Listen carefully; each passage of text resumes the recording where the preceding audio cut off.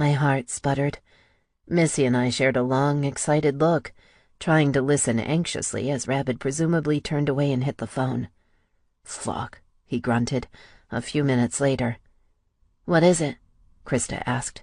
"No answer.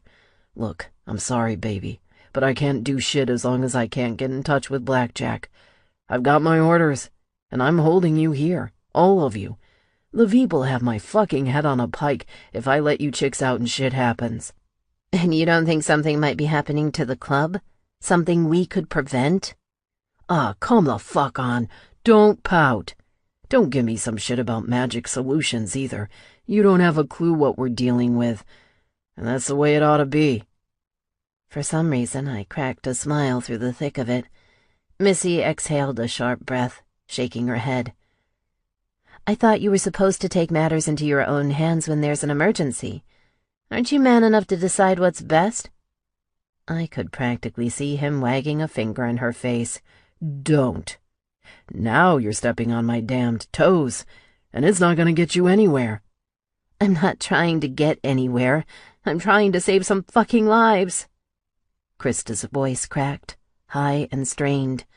"I know you never let anyone put new scars on me again. I know what it's like to be tortured. Don't you think I've had all the dangers that come with wearing your brand burned into me for life? Don't you think that maybe I understand what I'm dealing with?" "Baby, I know you do. It's not like that." She cut him off. "Exactly. It's about wasting precious time. What if Blackjack doesn't call you back until it's too late? What if men die because Norm could have told you something critical?" Another long silence. Then, at last, I watched him throw his hands up. Fuck. Get your shit together right now. We'll go to the damned hospital, but I'm escorting you the whole way with 2 prospects. Missy stays here with the kid. I'll give you girls an hour before we're back at this house. Not 1 second more. Understand?" She answered him with a wet, happy smack of lips, and then I heard her feet pounding up the stairs. I grabbed my purse and flung the door open before she'd caught up to us.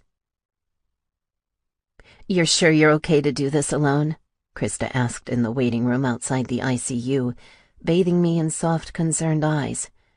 "I have to. We've got, 40 minutes? I need to make the most of this." I swallowed, letting her wrap her arms around my neck one more time before I followed the nurse waiting for me outside the huge steel doors. Walking in there felt like going into a tomb.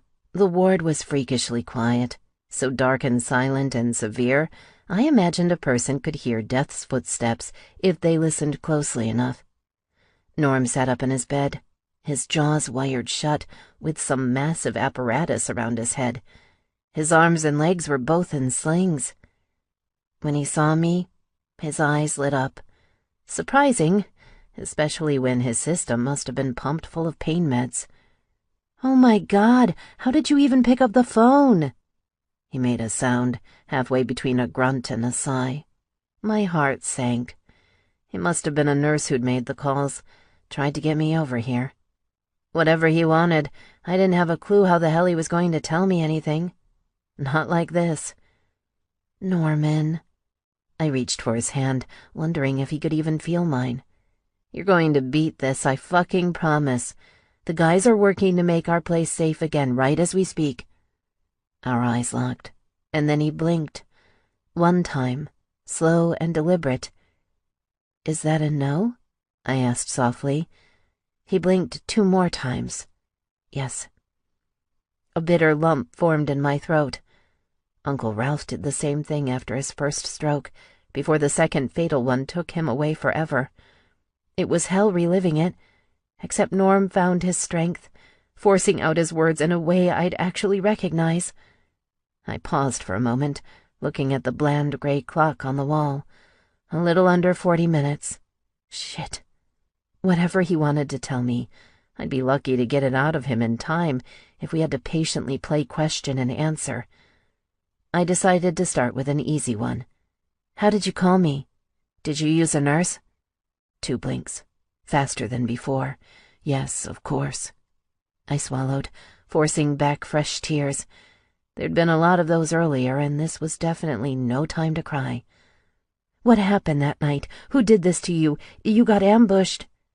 He stared blankly. "Slow down, girl.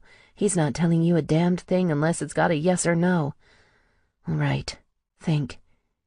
Did the cartel surprise you?" "It couldn't get much easier than that." 2 blinks. "Yes. Were you able to fight back? Did you hit anyone?"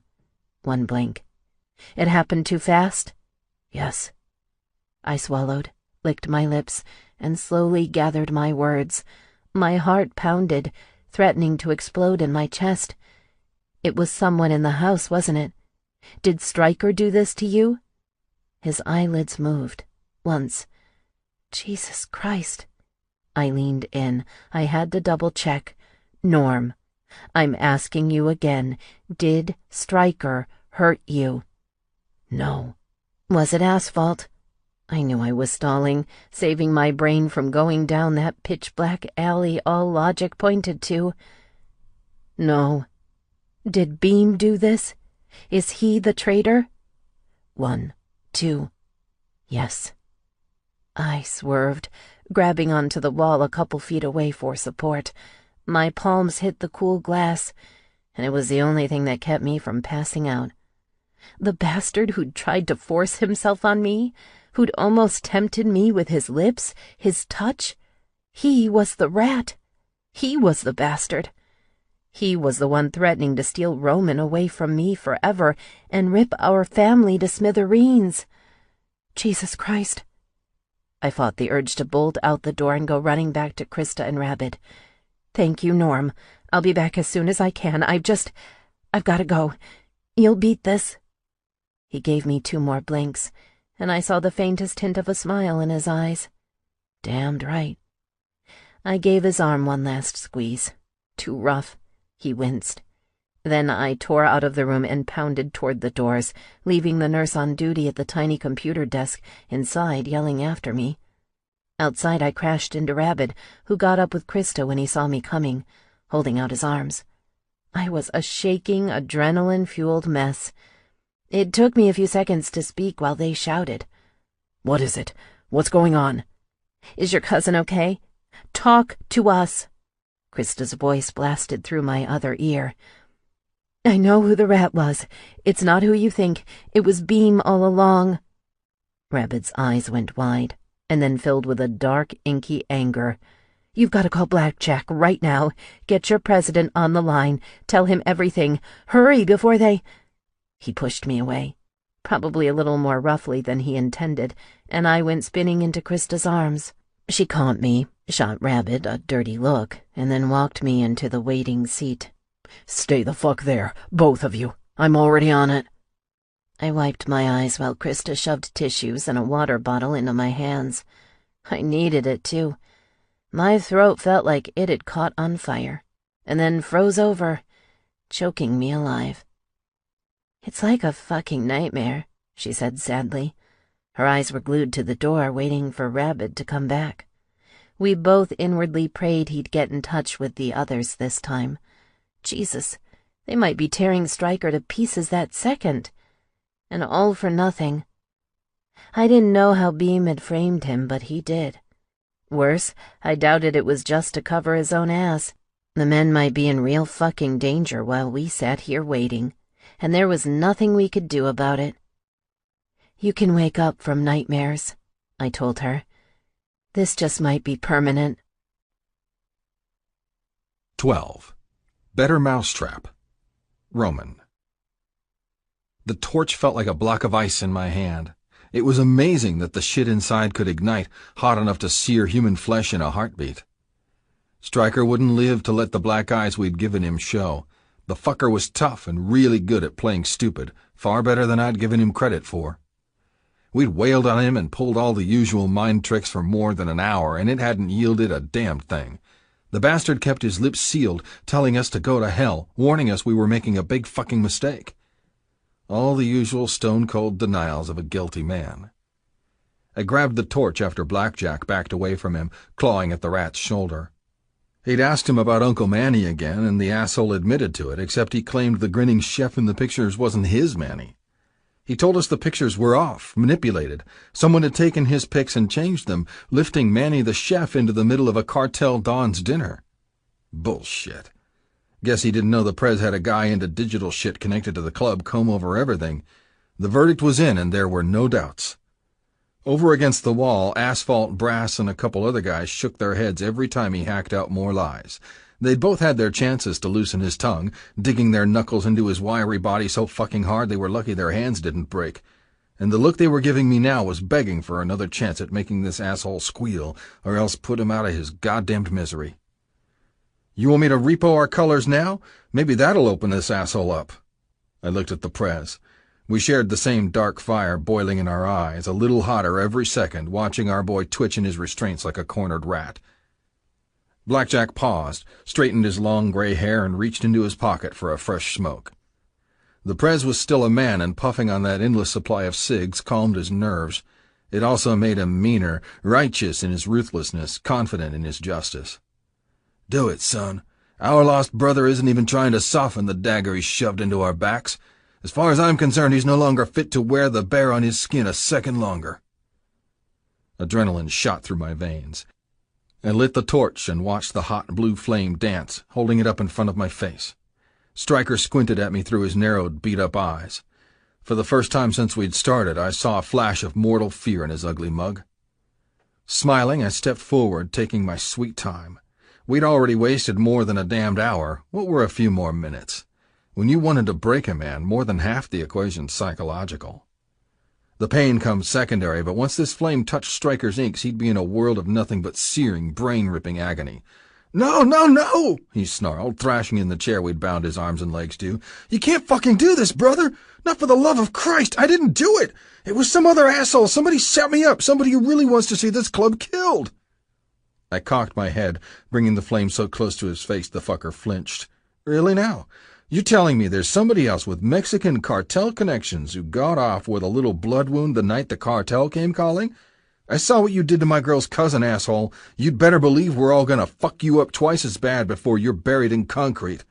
His eyes opened wide as I started to move the flame close, first to that filthy tourniquet wrapped around his arm.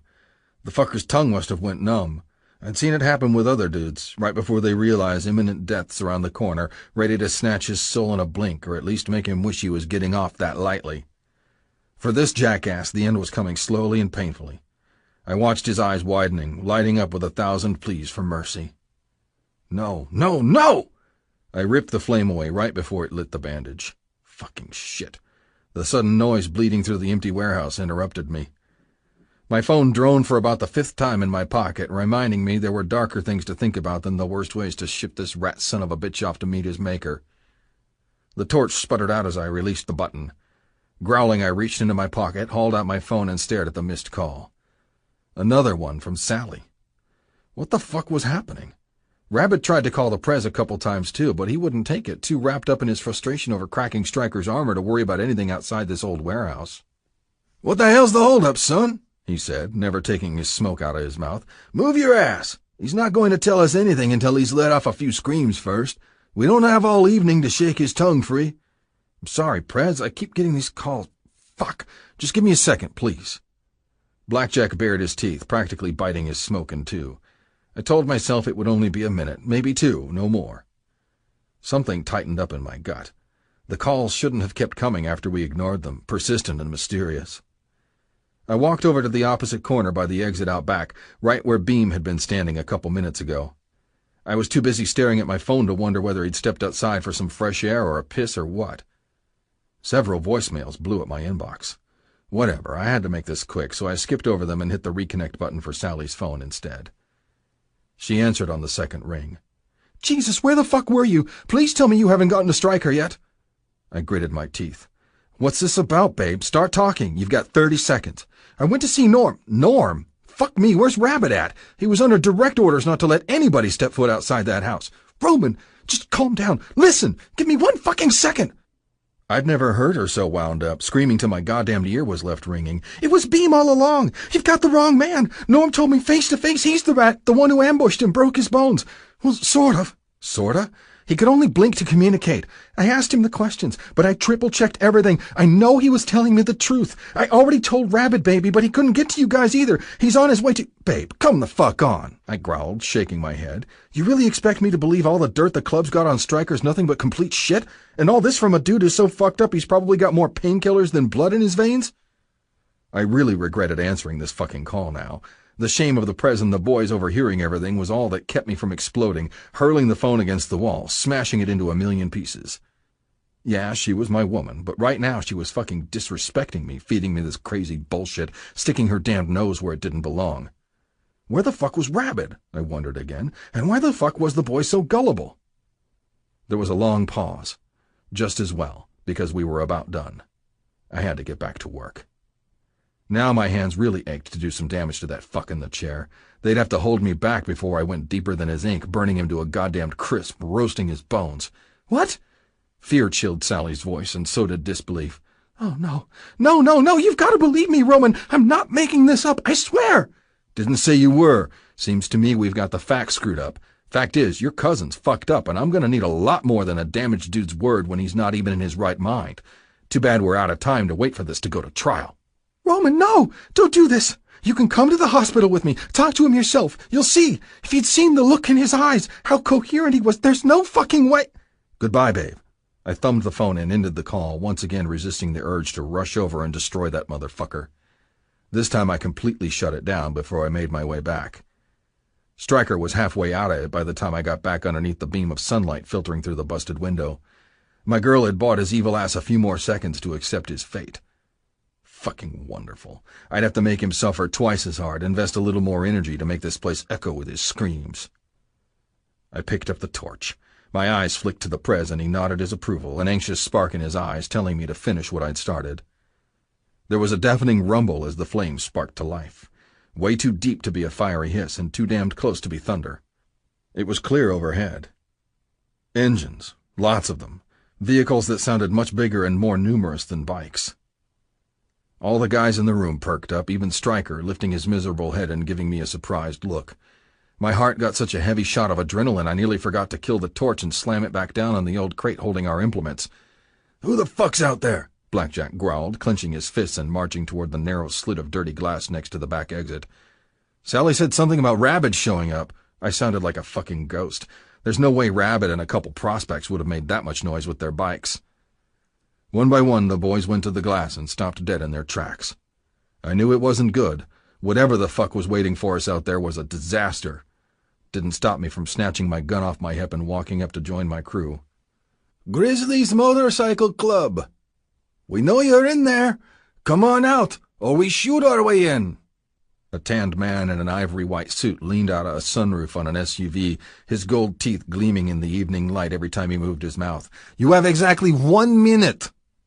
Other men stepped out of the 6 or so huge trucks lined up around the broken-down courtyard, the place we'd always used as a graveyard for traitors and enemies. They were all Mexicans, packing automatics and shotguns, and they looked pissed. I looked at the 3 guys next to me one by one. Brass had no fear. Asphalt looked pissed. Blackjack wore the same freakish calm he always showed in situations like this. I had to hand it to him. His guts never wavered one bit. Even when we were about to walk out into an ambush, outgunned and underprepared, vulnerable to every fucking double-cross in the book if the cartel wanted to end this war right here. As for me, I had faith. The bear owned our fates now, and we were already dead men, or else the biggest goddamned underdogs who'd ever worn this patch. Blackjack looked at us and nodded. "Let's go." "Right behind you, Prez," I growled, stepping in front of him and pounding the door open. More than a dozen cartel bastards waited, their weapons drawn. Blackjack walked out, holding out an arm to keep us back. When the fucker with the gold teeth saw him, staring through his oversized shades, he ducked down into the SUV and slid out the passenger door a couple seconds later, smoothing his suit as he stood up. He looked like a fucking lounge lizard, but the large silver crest on his lapel told us exactly what we were looking at. His emblem had the same eagle swooping down on the desert snake I'd seen before. But the only dudes who got these fancy medals were cartel bosses, and now there was one in front of us. "Ah, Blackjack," the Mexican said with a grin, his thick accent more noticeable out here. "You're even older than I've been told. If you hadn't killed legions of my men, I'd shake your hand." Shut up and get the fuck on with it, the Prez snapped. What are your terms? I know when my balls are in a vice. The cartel boss's grin melted. I believe in fighting fair. I'll offer you the same thing you've given my soldiers. A quick, clean, easy death like men. Asphalt snorted. He reached for his 9mm, and suddenly a dozen men jerked like one machine, readying their guns and aiming them in our direction. Don't. I know you're a smart man and a reasonable man. You have lost, old man. The Don's gold teeth reappeared, this time like a vicious wolf. It's completely up to you whether you want your MC to die in agony. Perhaps we'll spare your life for a few hours to talk about the big picture after every last one of your brothers here is dead. Step out of the way. No, the Prez growled, digging his boots into the concrete. His old wound must have scorched like fuck. You want to talk terms, then you'll do it with the rest of my boys, and you'll kill me first. Go, collect your rat inside and get on with it. The boss looked at one of his guys, muttered something in Spanish, and sent him behind us into the warehouse. The grunt returned a couple seconds later, marching out Stryker, his hands still bound behind his back. When I saw the big Mexican return to his leader, leaving Stryker behind with the rest of us, my fucking heart sank. They were either enormous bastards who'd butchered their own informants, or Sally was right. There's nothing to collect except your bodies, Gold Teeth said. We've already got our insider, and he's going to be rewarded quite handsomely. Shit. She was right. Stryker couldn't be our rat unless this was all a sick joke. Not out of the question for these fucking demons from across the border. But I knew it wasn't that easy. I knew we'd just spent our last couple hours on Earth torturing a fellow brother, an innocent man. That shit alone made me want to walk right into the gorilla holding the shotgun and feel the hellfire cut through my chest. Fuck, fuck, fuck! Is this how my old man felt before he lost his mind and got himself killed?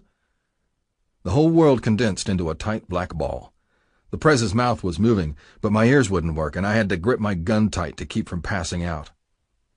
An SUV's door slamming brought me back to life.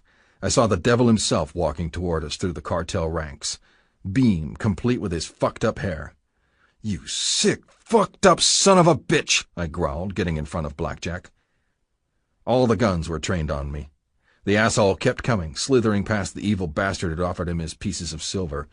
Easy, big boy. Your old lady wouldn't like you going out in a hail of rage and bullets. Not that she's got much choice at this point. I'd love a shot at giving you the same treatment I gave Norm. Go ahead and give me a good reason. My fists had never been so damned hungry in my whole life. It took every ounce of strength I had to fight the urge to pop this fucker's brains out his skull. As long as I controlled my rage, I wouldn't end up like my old man. At least not by one careless, explosive instant. It wasn't looking good for us, but every second we delayed and kept ourselves alive evened the odds against these bastards. I couldn't let the caveman urge to tear his fucking head off steal my whole fucking future with Sally and Caleb. I had to let him swing his dick without trying to hack it off until the time was right. Carlos, the cartel boss, and Beam whipped his head around. Get back in line. Now. Gold Teeth stepped forward, shoved his way past me, and got in the Prez's face. Well, you going to take the deal I offered or not? It's the best you'll get, old man, and you're all out of leverage. No, you'll take my counteroffer, or you'll kill us all and get no terms with the club. No treaty means you'll have to destroy every other Grizzlies charter all the way to Seattle. They'll never give up unless you've got a piece of paper with my name on it. Don't think you'll get anybody to flip. We've already cleaned house in every charter that would even think about cutting you a deal, capo. The Mexican clenched his jaw when the Prez called out the cartel captain. A pity you didn't do such a good job keeping your own charter clean. Believe me, I'd love to spill your blood where you stand. Here I am, Blackjack growled, stepping away from the cartel boss and spreading his arms. Do it! Firing squad style! What are you afraid of? Several men aimed their guns, locked and loaded on the Prez. Fuck! The rest of the boys stirred, ready to jump in front of him and take every bullet if they needed to. Shit, we were gonna die together anyway, but I sure as fuck wouldn't before I watched Beam and the cartel boss bleed out on the cold pavement underneath our boots. Afraid? No, old man, the only one who ought to be afraid here is you. The boss stared at us, snarling out something in rapid-fire Spanish, and all but two of the men lowered their guns. I'll give you a few minutes. Think about what you're doing. Enjoy one last puff on your tobacco. Then we'll see if you come to your senses. The only reason I haven't cut you and your men to pieces is because I'd really like to see your signature in blood on a new treaty. You do that for me, and anything can happen here today. There's still time to save lives all across your club, Blackjack. Go to hell. Blackjack reached into his pocket, plucked out a smoke, and lit it up. For the first time since I quit that shit 10 years ago, I wished I hadn't. It would have been fucking sweet to enjoy one last smoke.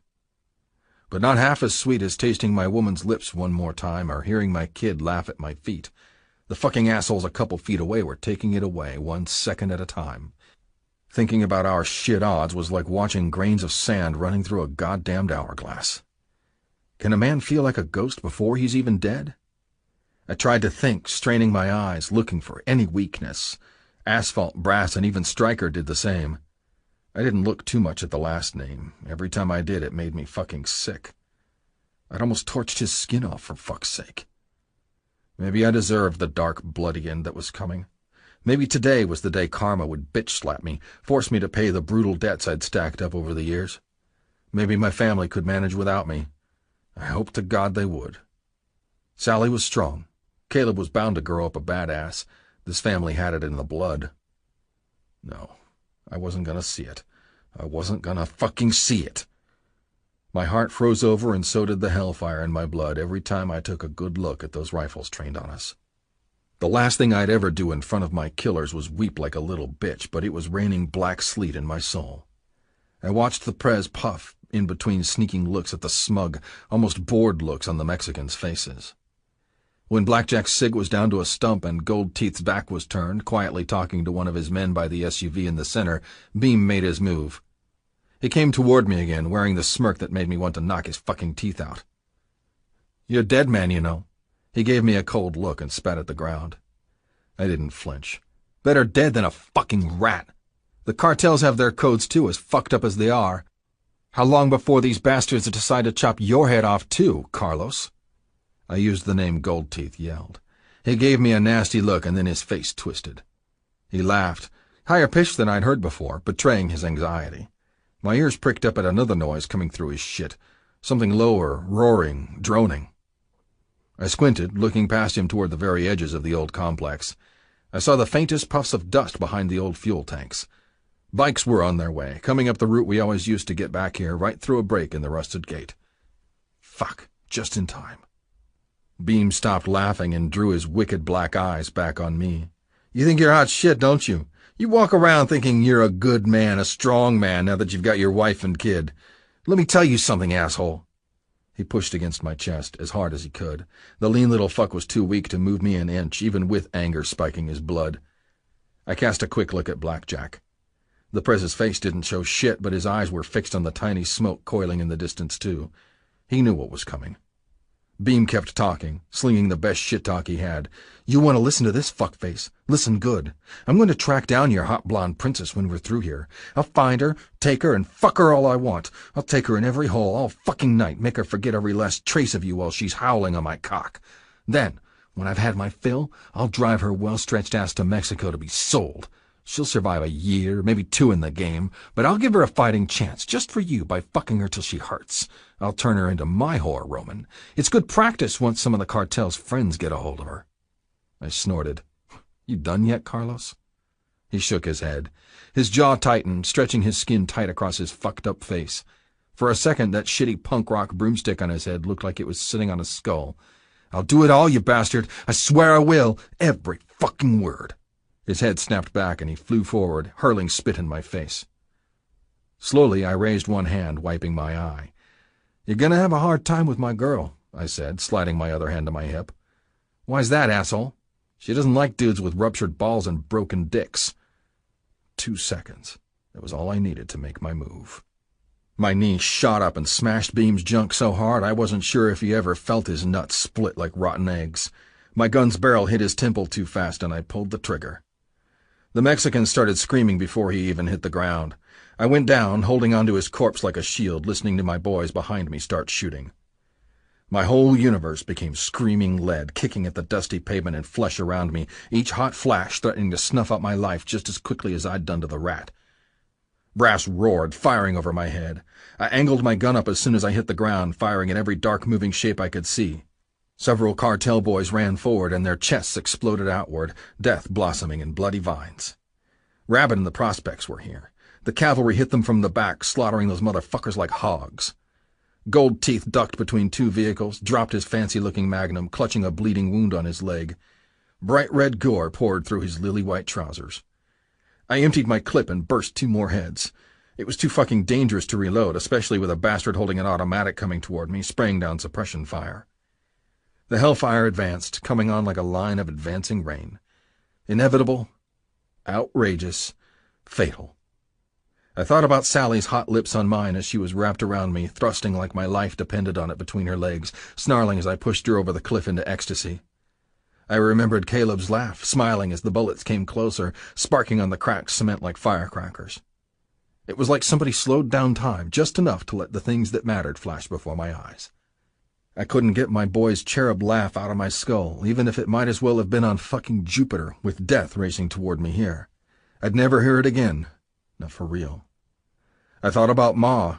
She'd looked happier than she had for years holding my kid, bouncing him on one knee, probably amazed that Sally and me created such a perfect miracle. She'd still have that after I was gone. My brothers' faces flashed in my head, one by one, locked in perfect rhythm to the tracers coming toward me.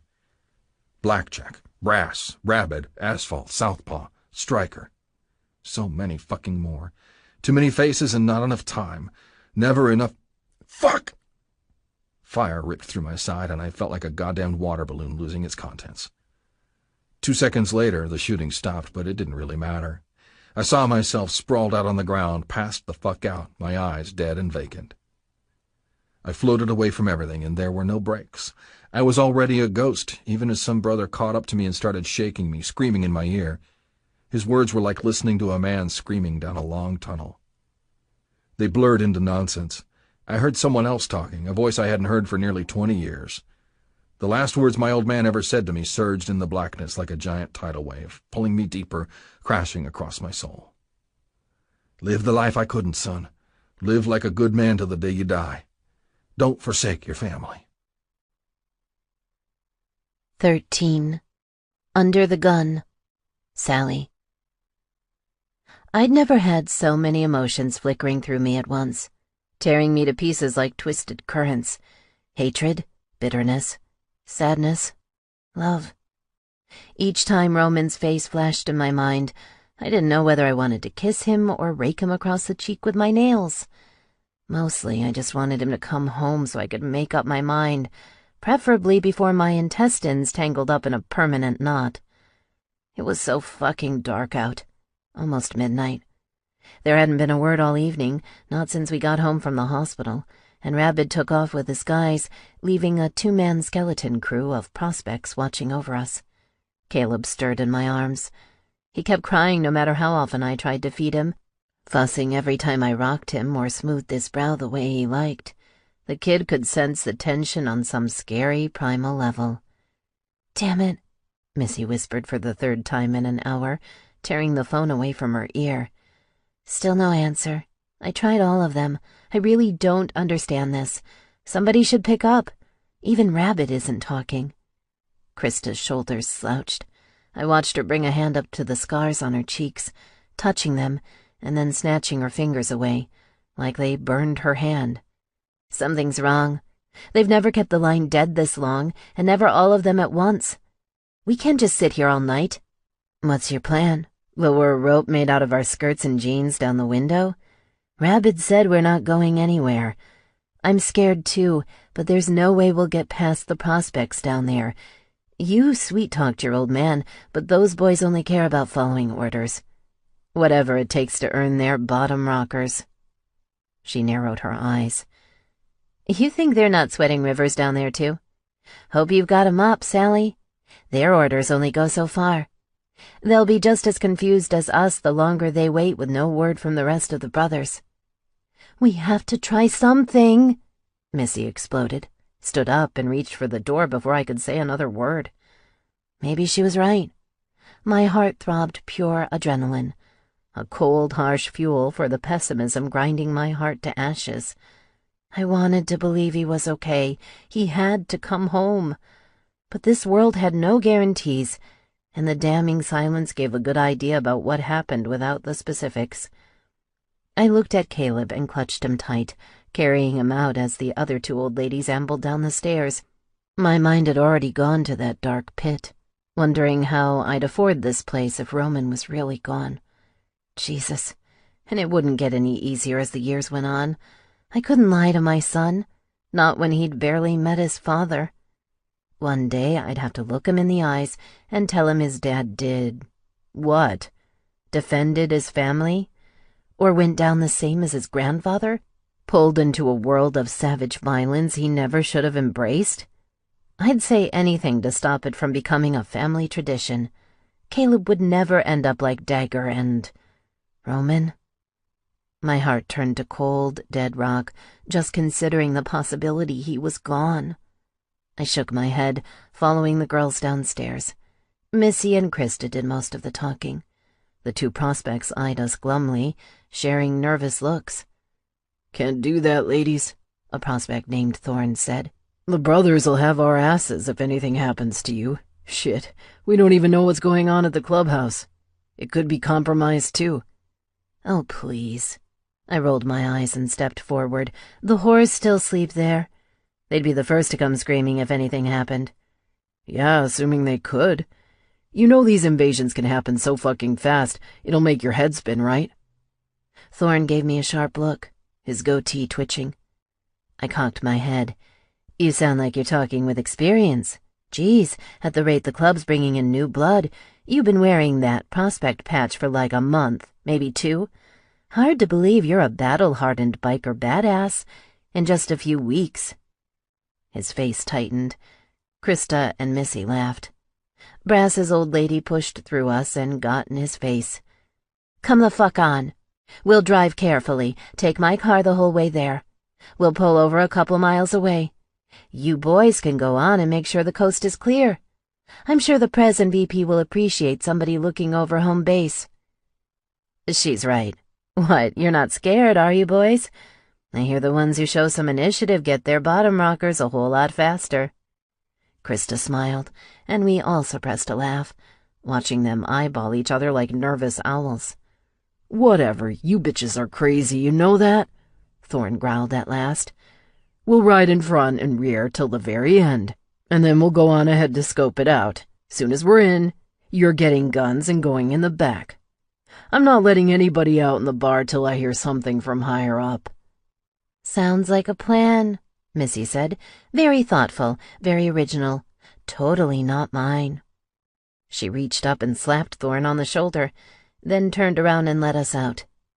The prospects scrambled to get their bikes going before we pulled out of the driveway. I sat in the back, holding Caleb, trying to let the light humor wash over me. The girls made me laugh, even with the uncertain hell waiting up ahead, but I couldn't hold on to the comic relief. Not until I knew what happened to Roman. Please, God, let him be okay. I'd closed my eyes the whole way there. Not far from the clubhouse, Missy pulled over and waited. It took the prospects about 10 minutes to ride in, comb through the place, and then give us a call to come through the gate. We parked and made our way to the back. They shoved several guns into everybody's hands. I'd learned to shoot with Norm and Uncle Ralph. I wasn't afraid of guns, but there was something strange about having one in my purse on the floor while Caleb sat on my lap. I prayed I wouldn't have to use it, but I would in a heartbeat to defend my baby, or any of these girls here.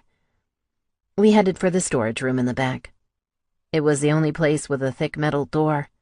Missy and Krista both suffered here, back when the club was run by Fang. He'd used it as a torture chamber, and I could feel the black pain dripping off the walls, cold and unsettling. I cuddled Caleb close, if only to guard him from the same dark energy. We huddled together, waiting for what felt like half the night, though it was only another hour. Caleb finally dozed off. I was afraid Krista would wake him when she jumped up, pressing her ear to the wall. You hear that? Motorcycles. Missy and I stood, following her to the thick wall. It wasn't easy to hear through it, but the longer I strained my ears, the more I could make out the distinct guttural roar of Harleys, lots of them swarming like bees. A couple minutes later, Thorne pounded on the door. "Coast is clear, girls." "We're ready. Let us out," I yelled, covering my son's ears.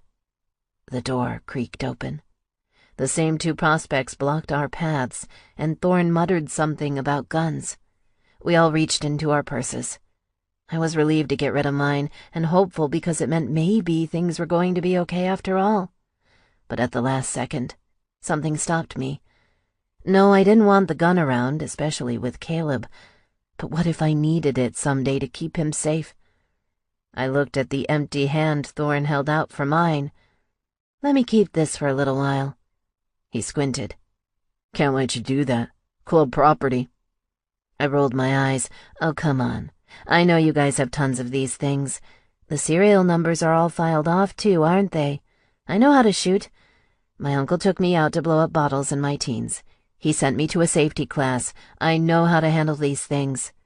"Christ, you gonna give me anything but trouble today?" "Maybe. But I guess that depends whether or not you want me to explain to Roman how you yanked away the only thing making me feel safe." He let out a long sigh. "Fuck it. You win. Keep the gun. But if something happens, you didn't get that thing from me. Promise?" I nodded, smiling to myself. I didn't want to carry it around anymore as soon as we got home, but something made me feel better about having a spare at home. Even if this all blew over, Roman couldn't always be there. One day I might have to depend on myself. The men were filing in through the garage door when we got into the bar. Blackjack stepped through first, motioning to Asphalt and a prospect. They were carrying a strange, sweaty man in a dirty white suit. When I saw the deep, dark blood stain all the way up his leg, I covered my mouth. "Keep moving, boys," Blackjack growled, following his men. "Get this piece of shit in the back. We'll get something on the bastard's bum leg after everybody's done playing doctor. Then he's ours." They disappeared down the hall we'd just left. My heart pounded like a war drum, and I counted all the familiar faces filing in. Brass and Rabbit appeared together, their faces solemn. Krista and Missy bolted out of their seats. They hit their guys hard, locking their hands over their huge necks, smothering them in kisses and questions. More prospects came. Southpaw was next. Then a gigantic man wearing Prairie Devils MC colors, the Grizzlies' old rival turned ally. He was almost as big as Roman, and he carried a black bag, marching straight toward the back where the others had gone. No sign of Roman. Missy and Krista were still chattering away when I walked up. Rabbit saw me, and his gaze darkened. "Where's Roman?" "They're working on him now, Sally." Oh, God. If it wasn't for holding on to Caleb, my knees certainly would have dropped out. Working on him? "He's gonna be okay. He took a hit in the shoulder, lost a lot of blood. We've got the crew patching him up, disinfecting his shit. Tank's here from the Devils, too, and he's got his girl on the line. She's a nurse. He's learned a thing or two about dealing with this kind of shit. Or so he says." "Girl, wait!" Missy called after me, tried to stop me from spinning around, but I wasn't having it. I stroked Caleb's head and moved forward, heading for the back, looking for the spare room the club used as a makeshift infirmary before these bloody battles. My heart threatened to give out, drop me to the floor with every step I took. The door was cracked. Men yelled inside, and so was a woman cutting through the static. I shoved it open with my foot. My jaw practically hit the floor. Roman was slumped in the bed, looking ghost-white, a tube running into his arm from a blood bag suspended overhead. A shallow metal bowl sat next to him, a rusty-looking bullet in the center. The big man in the Devil's cut had his phone propped up on the small nightstand next to him. He looked down at Roman's bloody shoulder, a needle balanced in one hand, thread dangling all over the place. "Say it again, babe," he growled toward the phone. "You've got to pull the skin tight, Tank, stitch by stitch. Hurry before it's left open too long. There's germs in the air, all over the place, really. That disinfectant only works so long." The woman barked over the phone.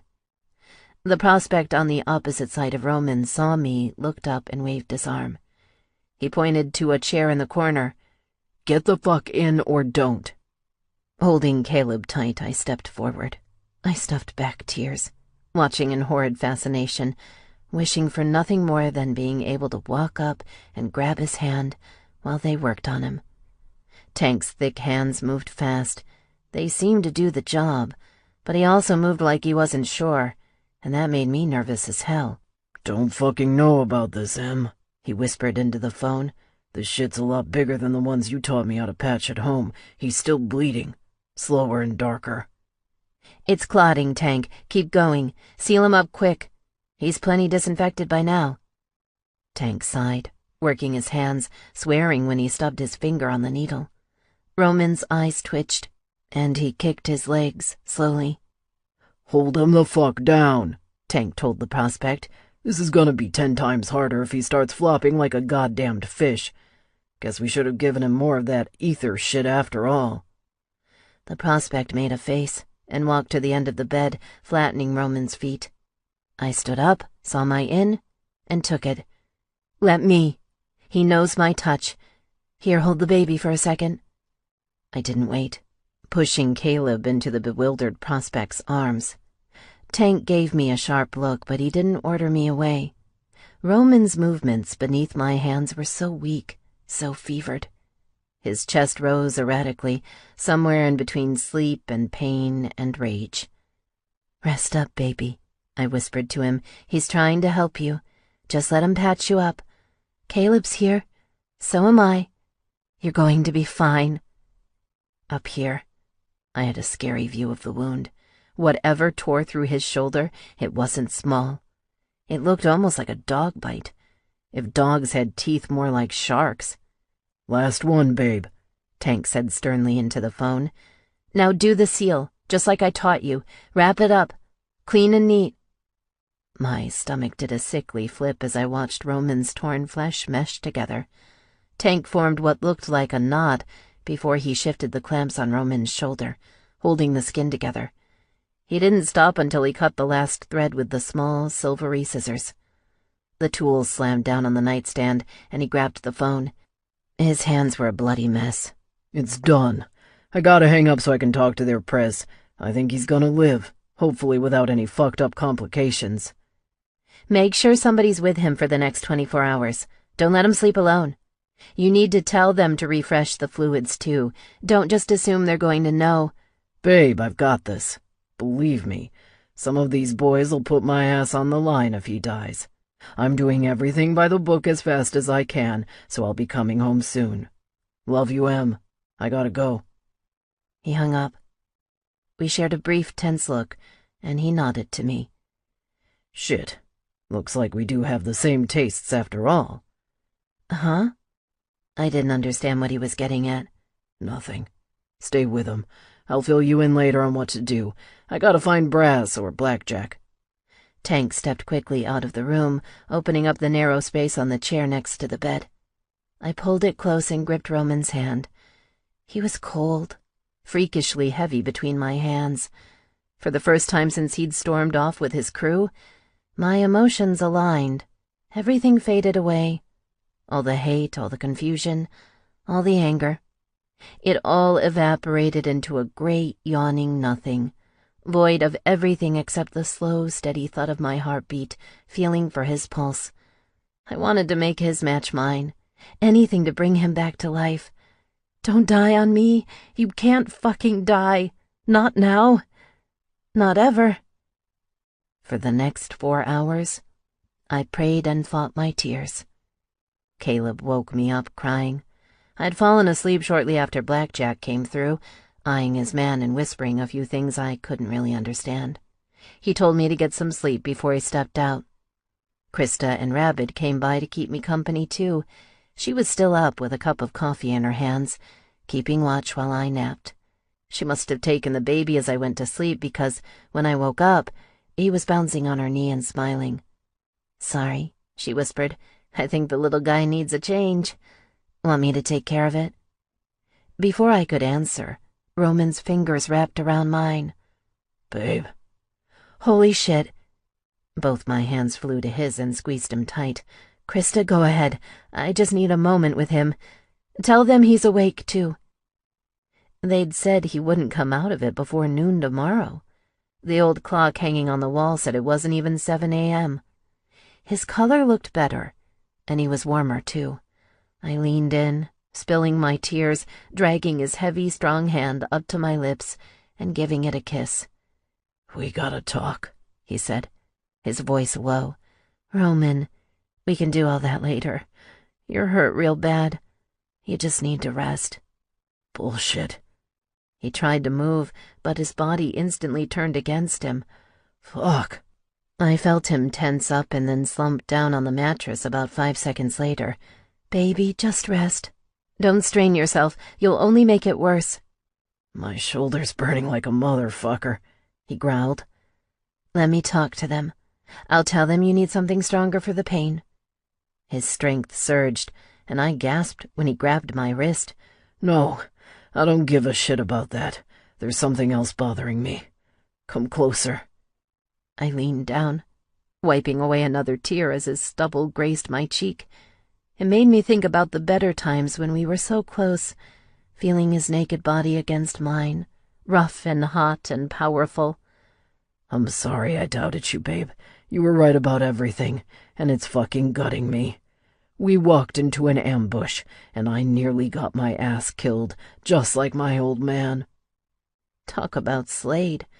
I felt my heart ripping in half when I looked him in the eyes, saw the sorrow, the regret, the shame.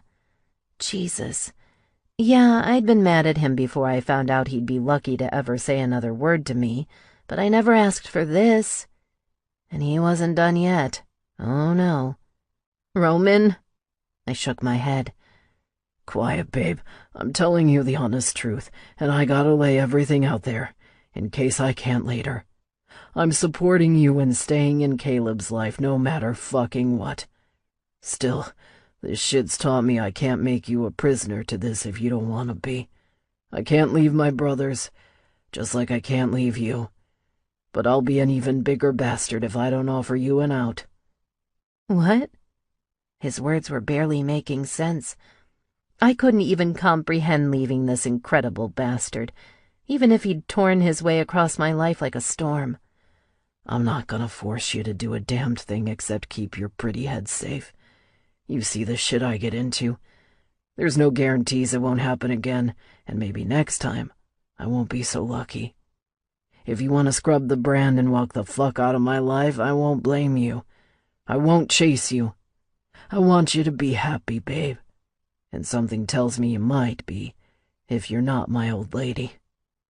I looked at him for about 10 long seconds. 2 futures flashed in my head like lightning. There'd always be drama, passion, and sometimes a little taste of hell as long as he was around. But the alternative was 1,000 times worse. Dark and dead and gray. Empty, void, meaningless. "Think about it," he growled. "You don't have to tell me a damned thing, right?" I had to be careful touching him, but just then I wasn't even thinking. I stood up, leaned over, and pressed my lips to his so hard I almost bruised myself. We kissed long and hard, and I didn't let up until he understood. I'd make him feel the message, through all his pain and regret, straight through whatever the hell they'd given him for meds. "Babe, what the fuck was that?" he said, his eyes wide and more alive than they'd been a minute ago. "That's me telling you love doesn't back down. I don't care what the future holds, Roman. The only one I want is with you. And I'll get your name inked in 3 more places before we're married." Fuck. The kiss must have breathed more fire into him. He grabbed my hand with only a little less ferocity than when he was well. "That's happening as soon as I can walk. It has to." "What?" "The wedding. I'll get a proper ring on your finger as soon as I'm out of this place. Right now, all I can do is grab your fist and pull it tight. I'm asking you one more time. You want to make this official for more than just the club? You really want to be my old lady and my wife?" I laughed and threw my arms around his neck, shoving my lips to his again. "You know I do. Come on, Roman. Don't tell me the shot to your shoulders blinded you." Smiling, he grabbed my hand and pulled it tight. His lips steamed across my fingers, kissing me with a hunger so intense it made me imagine his face between my legs, growling and tonguing me to perfect chaos. Babe, my eyes are wide awake. I'm gonna shove my ring right where I just kissed you before Halloween hits, and then I'm gonna fuck you till you're seeing stars. Laughing, we kissed some more. I didn't blush until I turned around and saw half the guys standing in the room, complete with Missy, Krista, and Caleb next to them. Finally, some good news, Brass said, throwing an arm around Missy and tugging her tight. I'll tell the press. Soon as we finish the sick fuck we've got in the back, we'll throw this club a party it'll never forget. Shit, Rabbit growled. Never thought you'd beat us to the punch, brother. Now this club's gonna be hearing wedding bells for a whole damned year. You know I don't fuck around, Roman said, his eyes still locked on mine. This thing was a given the second I hauled her back here and met my son. Long as I'm still breathing, this woman's mine. 14. Clean cut. Roman. My shoulder still ached every time I twisted my damned arm, but at least it didn't look like a bad butcher's cut anymore. I was back on my feet and riding for the first time in days. I'd finally gotten out of the infirmary the day before, and fuck it if it didn't feel good to sleep with my girl that night in my own house. Sally laid on my bare chest, careful to avoid the patch covering the stitches in my shoulder. Her fingers gliding over my chest soothed the crazy animal stamped on my skin. Too bad they didn't do shit for the beast inside. My dick jerked hard, coming back to life for the first time since I'd lost my blood on the pavement. Shoving my fingers through her hair, I pulled it tight, moving her face to mine. "What's up?" she purred. "Nothing. Just thinking about how many days I've gone without tasting these lips." And I sure as shit wasn't content to just think. Without another word, I smashed my lips on hers, driving my tongue into her mouth. Sally opened like a good girl, coupling her tongue with mine. I slid mine in and out of her mouth, unable to resist the insane momentum building through my body, the need to fuck her the same way we kissed. Growling, I ignored the hellfire in my arm and rolled on top of her. My cock hummed like dynamite on a short fuse. I didn't want to explode anywhere except inside her. After the wedding, we'd be talking family again. Coming close enough to feel the Reaper's bony hands on my head forced me to look at my mortality. There was no goddamned way I meant to leave this world without a few more kids. I'd be fucking her constantly soon, dumping her pills in the trash with a grin and spilling every drop of cum inside her till she was knocked up again. Just thinking about her swelling up with my seed, giving me the greatest gift a man could get, caused my hips to shake. I thrust my dick hard against her panties through my boxers, feeling her moan sex and sugar into my mouth. "Oh, fuck, baby," she whispered, snatching her lips away from mine. "You need to be careful. We really shouldn't be doing this. The guys and that nurse said—" "I don't give a fuck about doctor's orders, babe. You're the only medicine I care about right now. I've lost too many nights feeling your nails on my back, hearing you whimper my name." I reared up, leaned on my knees, and pulled her up with me. "I'll feel that gunshot all over again if that's what it takes to fuck you. Or you can get on top and ride me like there's no tomorrow. Your choice." The concern in her eyes faded as I reached between her legs, found her clit, and swept my thumb over it in slow, smoldering jerks. Her lips pursed mischievously before turning into an O-ring of pleasure. She pulled my hand away and rolled. I fell down flat on my back, ripping off my boxers. My dick sprang out, hot and slick and ready, twitching between my legs every time I thought about her hot pussy clenched around every inch of me. Sally moved, but not fast enough. Soon as she straddled me and lifted up her thin nightgown, I went for her panties, tearing them down her creamy thighs. She shuddered from the motion, barely remembered to move her legs so I could push them the rest of the way off. "Get on this cock, babe. No more playing around. I've missed your heat like a fucking eagle misses the sky." I knew I wasn't the only one jonesing for flesh. Her eyes narrowed and she bit her lip while she curled her little fingers around my big dick, aiming at her entrance, dripping cream against the sheets. Fuck. The look she gave me was so goddamned hot I almost shot my load then and there. Then I thought about the other looks she'd give me when my dick throttled her.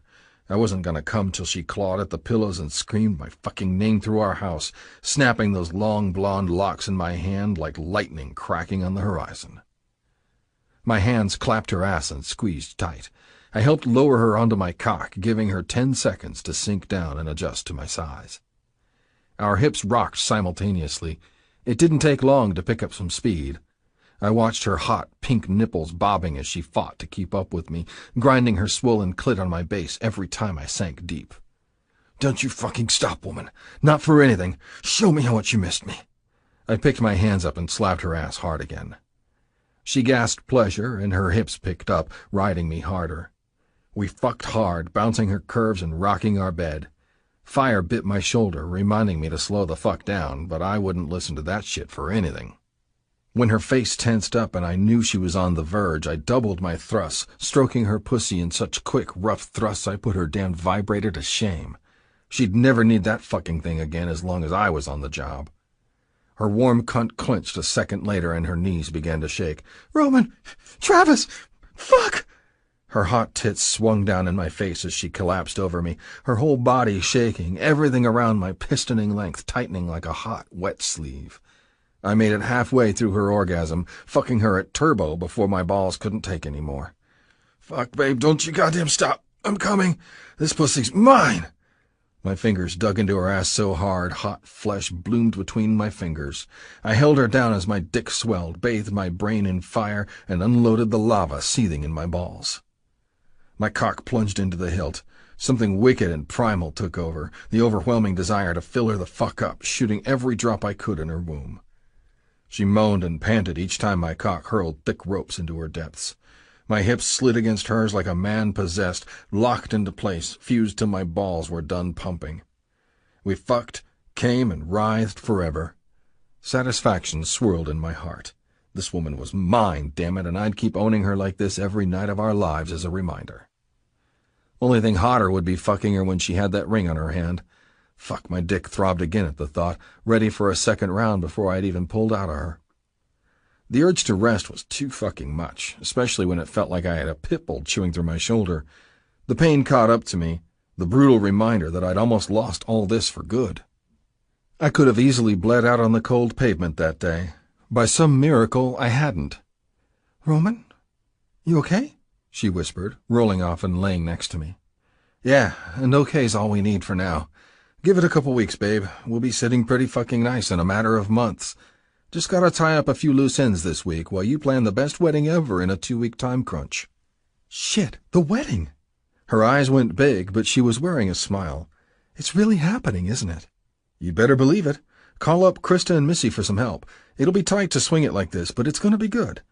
Don't have a single doubt about it, and you don't need to either." "Oh, you know I like a challenge. Keeps things interesting." Her nails touched my skin and slowly slid down my side, angling dangerously close to my cock when she got lower. "Fuck yeah, you do. We wouldn't be sharing a bed if you were the kind to flip and run the instant shit gets messy. Tough chicks are the hottest fucks." She laughed. "You really think I'm tough?" "Babe, I know it. And tonight you're working this bed with me like it's a goddamned boot camp." Growling, I pushed her hand down to my cock, tightened her fingers around my ballooning length, and squeezed. A couple minutes later, I pulled her legs apart and pushed into her from the side. We fucked our way to paradise till the birds began to tweet in the trees. Club business waited for me the next day. Ugly, bloody, unfinished business. I thought about us fucking the whole ride in. Thinking about her hot bod convulsing all over mine sweetened the blow that was about to come. When I got inside the clubhouse, I met up with Rabbit, and every hot, happy thought I had melted. There was nothing sexy about the grizzly problem in front of me. "Go easy on him, big guy. The fuck's already missing a whole hand. If the asshole dies before we've got a firm yes for the prez, we're shit out of luck." Rabbit walked with me down the long hall toward the storage room, now guarded by several prospects and a full patch member 24/7. The prospects nodded to us and the door squealed open. Gold Teeth was slouched in his chair, his arms and legs bound, everything except the bloody stump where his right hand had been. They'd saved his bum leg and taken his hand. Blackjack and the boys carved it off 2 fingers at a time, a little more each day, sending the rotten meat back to Mexico with a 3-line note attached. "Leave California or he dies. No negotiations. You know how to reach us." Seeing the asshole sick and clammy was a nasty sight. Didn't stop me from wearing the same impassable mask or remembering this fucked-up clown nearly took me away from my wife and kid way too damn soon. If I could have resurrected Beam and killed him a few more times, I would have. Instead, this asshole was all I had, and the Prez's orders said we couldn't put him under unless the cartel's answer was a hard fuck no. The Don saw me and cracked his eyes, slow and groggy, like he was waking up from a dream. Really? He was coming home to a nightmare. Those dark eyes got a whole lot wider when he saw me, recognized the man he thought he'd killed. He started sputtering some shit in rapid-fire Spanish. I didn't understand any of it except the word Dios, God. I leaned down, face to sweaty face, making sure he could see the bulge underneath my cut from the gauze covering my screwed-up shoulder. You ready to talk today, boss man? The boys have done a damn good job carving meat off your sorry ass. Of course, they're only part-timers. I'm this club's enforcer, and making assholes' tongues move is my full-time job. That's right, Rabbit growled in his other ear. You can start by speaking English, asshole. There's nobody here who will whisper sweet nothings in your native tongue, let alone bail you the fuck out. I gave my brother the evil eye. He got the message and backed away. This was all me. I walked to the little stand in the corner where some of the brothers had set up our usual toolbox for persuasion. Wires, clamps, batteries, and about 1,000 different knives. Sometimes I actually missed the mauler, that torture glove the evil bastards used under Fang, but I didn't miss the fact that too many good brothers ended up shredded under that fucking thing. I'd make do. Picking up a hunting knife, I brandished it in one hand, testing the very edge. It wasn't great for taking more bone off him, but it'd do the job for peeling skin. When I turned around, he was fully conscious, bright fear alive in his eyes. Please, I told your men everything already. Everything about this operation, the raid, the organization. I rubbed my chin with my free hand, feeling the sandpaper stubble. He was weaker than the other assholes we'd captured, or maybe more willing to squawk because he was the first one ever who actually had a chance of walking away with his life. Not that it was his choice. It was all up to his buds in the cartel now, and we had to hope Golden Boy here was as bright and shiny as his teeth. Yeah, except you haven't given us anything we can work with. Let's make this easy. What the fuck do I have to ship them in the mail to get an answer? I walked forward, slow and plodding, circling him like a damned shark. An ear? An eye? A nut? He flinched and looked down. Asshole caught a glimpse of the bloody stump where his hand had been, a reminder he'd already taken serious damage. He blubbered like a baby, shaking his head in disbelief. I don't know, Jose. Better think hard. Loosen those lips. Maybe I should put this knife down and pick up the pliers instead, rip out every last one of those pretty fucking teeth in your mouth, and send it to your boys in little envelopes. They'll never give up, he spat, looking at me more sternly than before. Whatever you do to me, we'll do 1,000 times worse to your man, Blackjack. Wrong answer. I pushed the blade's flat edge against his head, starting near the back, one clean swipe away from taking an ear. The Don lost his spunk just as quick as he'd gotten his balls back. Fuck, those rotten nuts were probably crawling up his guts right now, scared shitless I was crazy enough to take his ear right now, or something worse. All things are negotiable in this world, motherfucker. People change their minds. A few months ago, I'd never have believed I'd give up whores and drinking for something better. The name's Roman. I lived rough, lived to crucify sick motherfuckers in the worst ways possible. Now all I want to do is curl up with my wife and kid. Then do it, he whispered. Go home. Finish me quickly. Spend your last few precious days with your family before the elites come for vengeance. For you and all your miserable brothers. Fucking asshole. I looked up and saw Rabbit's smile. Then I slid the blade in hard, listening to the bastard howl, tearing through buttery cartilage. It wasn't enough to sever his ear, but it couldn't stay hanging off his head for long without some serious attention. Moving to the other side of his head, I spoke low, clearly. It's not too late for you. We can reattach that worthless flap of skin and send you home missing nothing worse than a hand and a little pride. Just tell us how to make your boys cave. Throw us a goddamn fucking bone so we don't have to grind yours into dust. He swore, blubbered, spat such rapid-fire curses I couldn't tell what language he spoke anymore. It went on for about a minute before he finally got control, sweating like a pig from the pain searing his brain. Blood pooled on his shoulder, running down his neck in rivulets from the severed ear. You tell them you'll hit them where they live. It's fucking obvious, is it not? He sputtered, all he could manage before he closed his mouth again, chewing on the agony. More dark crimson stained his shoulder, almost in the same place where I'd taken a bullet. Ironic. You mean in Mexico? He nodded. I told you everything. You know about our ups across the border. Your president knows all about our bases in Baja, Sonora, Mexico City. You threaten them the same way we've done to you. You have to hit their homes, their families, their kids. Keep nothing off limits. I pulled away. Rabbit looked a little pale. Fuck. The asshole in the torture chair had a point. Of course, the club never went after civilians, American or otherwise, and we sure as fuck weren't going to start. But if these fucks had killed brothers, bombed clubhouses, even wiped out a few old ladies in SoCal, they'd threatened my fucking family and almost tore me away from them, leaving Sally and Caleb defenseless. No, we'd never sink to their godforsaken depths, but we'd sure as shit pretend. The asshole whipped his head backward when I touched the blade to the opposite side of his head, threatening the good ear. We need more. You tell us the names and addresses of your cousins and uncles in the capital. We know you're royal blood, Dawn. Shitty part is you're also expendable, but they'll be singing a different tune if all the Hydra's heads are threatened at once, yeah? Yes, anything! For the first time since I'd stepped in, I smiled and drew the knife away. I looked at Rabbit. Get somebody in here to sew his shit back on. We'll put him on standby for transport as soon as the Prez gets the info he's looking for and verifies it. Something tells me the motherfuckers will answer us next time.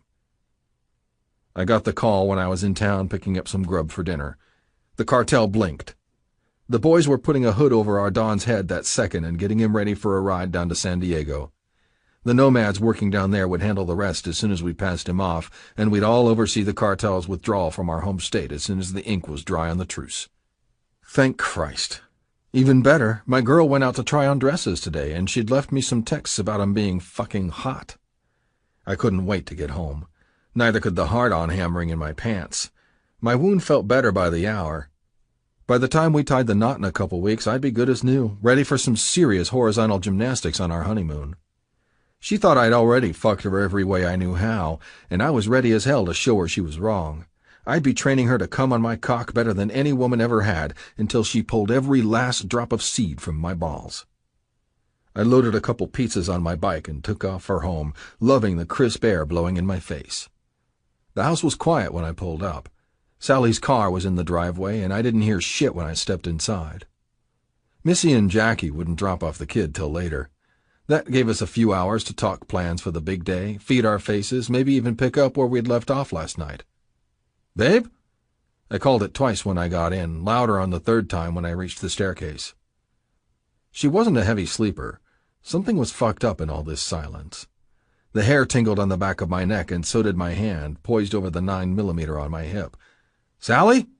Where the fuck are you? Our bedroom door was half closed. I swept it open quick, expecting to hear her in the bedroom, deafened by a hissing shower or something. Fuck's sake, I'd have killed to hear either of those sounds, or just to see her sleeping peacefully in our big bed. Lady Luck wasn't so kind. Not today. Instead, I walked in on a man crouching in the corner, a gun already trained on me, in his other hand holding my girl by the neck. She was on the floor struggling, a pillowcase over her head. Finally. Took you forever to show up, bear boy, he growled, his dark eyes and the hint of an accent betraying his origin. I didn't back down. I'd catch a fucking bullet through my heart before I let up, aiming the gun right at his nasty little brain. I didn't know who the fuck he was or what he was doing in our house. None of that mattered, not even the fact that he'd obviously come from the cartel. What mattered was that he had my woman, my love, holding her hostage in our own damned bedroom. Let her go. 3 simple words. They never listened. They never did. This asshole was no exception. But why the fuck should he when I'd decided he was dead before I opened my mouth? I can do that, gringo. That's what I'm here for, yeah? Just as soon as you tell me where you've got Don Mesa. He's on his way home. The demon's eyes lit up. No bullshit. Call your boys back home in Mexico City if you don't believe it. You fuck up anything here, you kill the peace we're about to make, even though it's the bitterest goddamn peace I've ever seen. You shoot me, you kill my girl, and your Don's a dead man.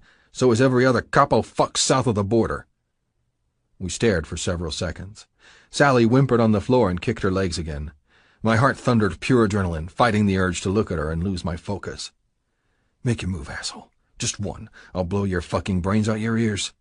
You take half a step, I shoot her. Let me call your bluff.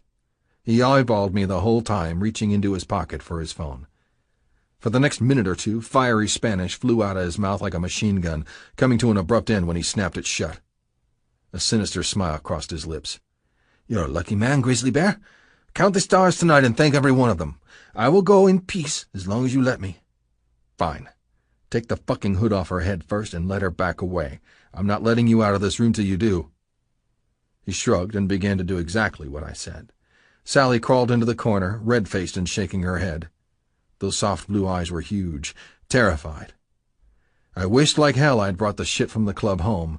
I'd use every tool I had on this pig fucker to make him scream, finish him with a Colombian necktie after I'd fried his nuts to a crisp. Yeah, I'd be violating the imminent truce, but there were no rules till it was all official.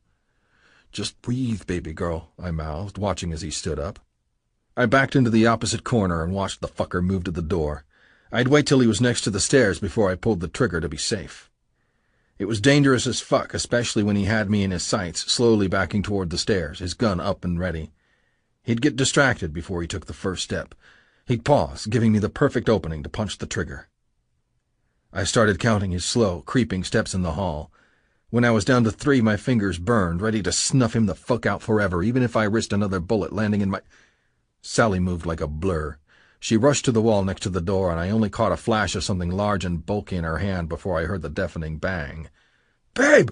I screamed, ready to tell her to get the fuck down, but she'd already hit the floor, crashing on the carpet simultaneously with me. I didn't realize the explosion was her gun till the Mexican dropped. I caught a flash of blood spraying from his throat, heard him make that choking sound, and his gun tottered down the stairs. He fell in the hall, staining the carpet a deep red. I ran forward, scooped her up, held her so fucking tight she couldn't cry. "In our house! Our house! Our fucking house!" she screamed over and over like something inside her was broken. "I'm sorry. I didn't know what to do. I couldn't let him walk away." "You did good, babe. It's done. Don't think. Just breathe." I exhaled pure relief, then leaned down and kissed her forehead. "Fucking hell, I said you were tough, but I had no idea. You proved me right. Again. You're going to make the best wife an outlaw could hope for." I called the boys over to clean up the fucking mess while I sent Sally over to Brass's place. Jackie and Missy could keep her company while she calmed down and hold on to our kid for a little while longer. This shit was too close for comfort. I wasn't going to be content stripping out the carpet and dumping this fucker off in a cement grave. It couldn't happen again. Ever. I'd wire the house up with cameras, wires, and alarms galore, install bulletproof glass if I fucking had to. What would have happened if the cartel man hadn't listened to his higher-ups? What if he'd slit my girl's throat before I even got here, or walked to my sleeping son's crib? All the bloody, pitch-black possibilities flashed in my mind. They gave me a rage like nothing else, and an energy like I was on cocaine, espresso, and that yerba mate shit all at once. Asphalt and Southpaw showed up in minutes to deal with the body. I stood by, growling orders at the prospects, taking my tools and stripping up the bloodied carpet myself. Good thing half the guys in this club had some carpentry experience. We never had to rely on outsiders, thank fuck. Loose lips always sink ships, and the club had almost struck an iceberg over the years. Covering our tracks the right way and keeping as much talent as we could in-house went a long way toward keeping our asses out of prison. Fuck, prison. I'd never go back, just like I'd never allow another armed man to come in here and threaten my family. It took all night to finish the job, working non-stop. When Southpaw and Asphalt finally came home from dumping off the Mexican's carcass, they looked at me like I'd lost my fucking mind, stapling shit in place like I was a madman. "Christ, brother, settle the fuck down before you have a heart attack. You realize we can all help wire this place up in a couple more days." "No!" I pointed my finger like a dagger at Asphalt. "Truce or no truce, I don't trust the cartel motherfuckers till every last one of them's gone. This shit almost went rotten because their own right hand didn't know what the left was doing. I'm not risking my old lady and my kid again. You can either help or keep your damned mouth shut." Asphalt clenched his jaw, but he didn't bark back. He marched up and got to work, helping me run wire over all the doors, perfect for installing the new security cams the prospects picked up at a 24-hour department store. Everything human leaves a man when his family's under the gun. It was like I had a goddamn second sun burning in my guts, turning my blood to pure fire, hellbound to finish the job so she never, ever had to worry again. Of course, Sally's trigger finger just might have saved my ass in the end, too, but she'd also put herself in harm's way, and I'd be a dead man before I ever let that happen again. We worked like dogs past sunup. When we were close to finished, I got the call, and so did the rest of the brothers. We needed to get to the clubhouse by 11. Just enough time to test the shit. It all worked, minus a few finishing touches, and I'd polish that off later. There was also time to make a quick stop by Brass and Missy's place. I rode in, parked my bike, and knocked on the door. The Veep let me in and nodded. "Hurry up. It took my girl half the night to calm her down.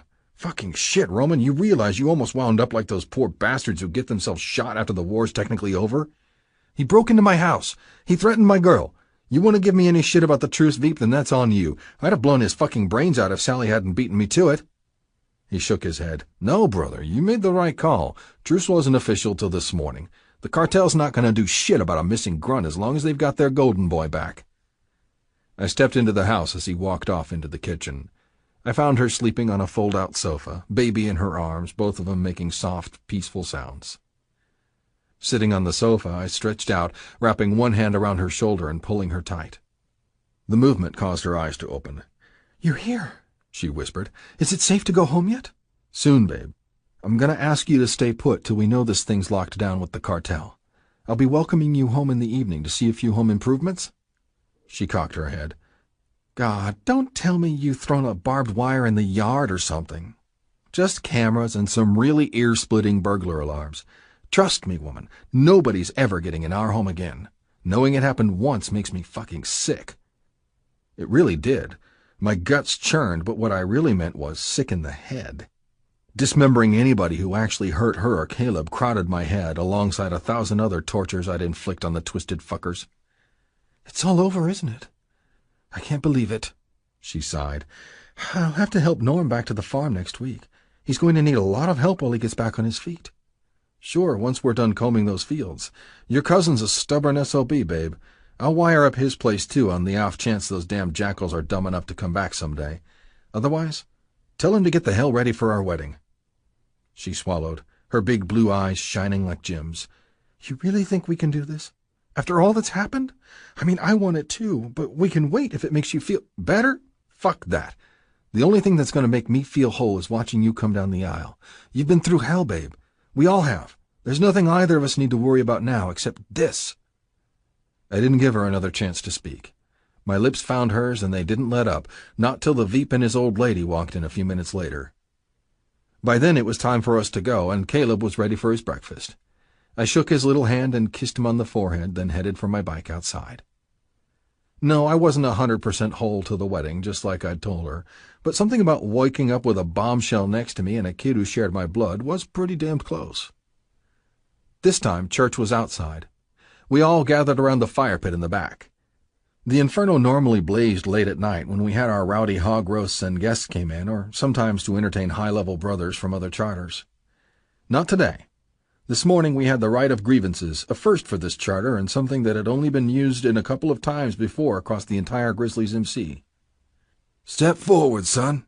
Blackjack waited for me next to the flame, side by side with Stryker. He passed me the dagger and I slid it across my palm. Hot blood seeped through the burn, the pain meant to wipe away all the wrongs we'd done to our man. Blackjack nodded, took back the blade, and I stepped up, looking Stryker in the eye. "I'm sorry as hell, brother. These mistakes are never going to happen again." The tension on the younger man's face melted. He took my hand, gave it a firm squeeze. He felt my blood on his palm and then gave me a zen-like nod. "You're forgiven, Roman. It's already ancient history." I passed by and waited for everybody else near the fire. Each full-patch brother stepped up, plus a few prospects who'd been there before we killed the real rat and a whole lot of cartel assholes. Everyone made the same apology, dripping blood into Stryker's hand and then into the fire, killing the bitterness and guilt we'd summoned with our fuck-up. Blackjack was the last, and he sliced into both his hands. Deep, brutal cuts wept blood on the concrete patio beneath us. He gripped Stryker's hand tight before reaching up and grabbing him by the neck, pulling him close to the old man's chest. "I'm sorry, son. Never again. If we ever fuck up this bad, you kill me first." The kid had tears in his eyes at the end of it as the prez stormed away, reaching for the bandages Brass had waiting. Blackjack wrapped his hand like it was nothing and carried on with the rest of the meeting. "Brothers, I signed off on the treaty this morning. The cartels got their man back, and they've already begun to pull out of L.A., with our men watching them like hawks. We won't let up till they're all back across the U.S. border. It's over." Brothers jeered. They clapped their bloodied hands together, pounded each other on the shoulders, or just quietly smiled. Asphalt and Rabid looked the most relieved, but we all felt it in our chests like a damned gorilla just crawled up out of our skins. "Don't turn your backs yet. These bastards across the border will never be our friends. They're rivals, competitors, killers." He paused. "Let that sink in, and get ready to watch them with every ounce of vigilance we have. We don't let up until every last goon with an eagle patch is out. We don't quit before our territory's really ours again. I know I can count on you. Every man here's put his heart and soul into this club, and we made a grave mistake doubting it." He stopped and looked at Stryker. "Whatever happens from here, we'll keep this club tight. We've made friends with the devils and smashed the greatest threat we've ever faced. There'll always be new ones, bastards who pop up like weeds, threatening to strangle everything we fought for. But as long as we never let bad blood come between brothers, and no man sinks a dagger into his brother's patch, we're whole. We're alive. We're men." I nodded.